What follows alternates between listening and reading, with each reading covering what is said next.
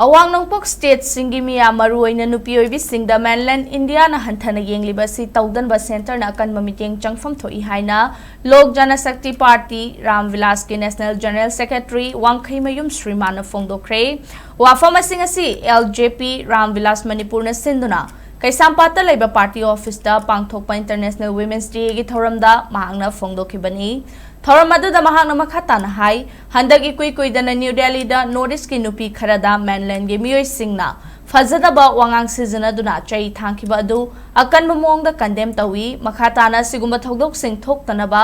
national gi thakta party asigi oiba mifam pangthoktuna center gi luchingba singda taksin kre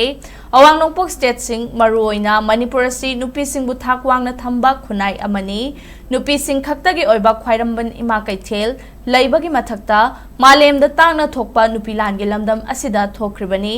racism gi akhuba Mityeng da miyoiba amabu hanthana yenglibasing asi ningthina wakhal tahanba matam yaure awang nongpok state singda leiriba miyam asi Indian ni haibasi mainland India na khangfam thoi haina mahangna phongdokhi Manipur Nupi mapopada yumda Lakshmi lai haina khanaban mainland India di Nupi poya ga burden in khale this is Manipur this is Northeast Nupi gi shakti Nupi ki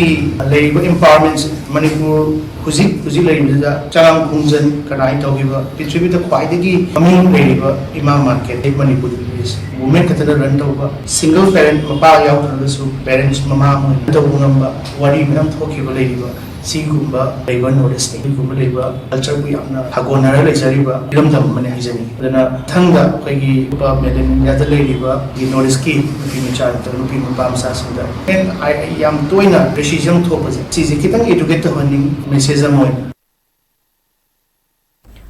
Lok Jana Shakti Party LJP Ram Vilas Manipur State Unit na silaga nga si Kaisampata Labour Party sige Office da International Women's Day gi thoram pangthokre thoram adu da LJP Ram Vilas Manipur gi President Khoirom Dipun hai ngasi oiriba Manipur gi khunai asi yaurakna bahotna bada nupi oibi singna lauraga lakhiba thodang sing miyamna ikai khumna famthoi malem gi nupi oibi singi numit na lakpa sida komjali singani kulhumdoi gi me gi tang ahumdagi thorakhiba irang asi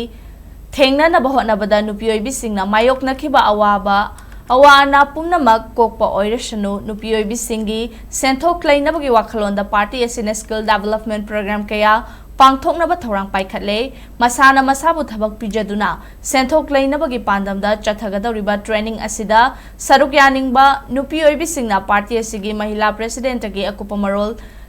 lobiba yagani haina mahangna phongdokhi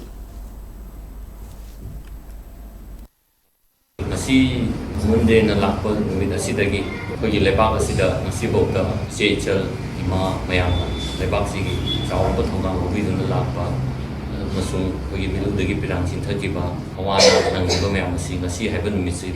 tangdu laita duna matungda milu dagi pirang chinthada ba oisanu haina ai party gi side tagi haina ningsingjari amasung oi party gi side tagi skill development program gumba adagi entrepreneurship Kumbagi skill kumbagi adu management gumba adu kumbagi training tawagi plan ka tawgena tawjari ngasi gi siga related wena program sing asida yawning ba koning ba leiraga zu ko state mahila president mingone pallaw da ko Sonia da consult da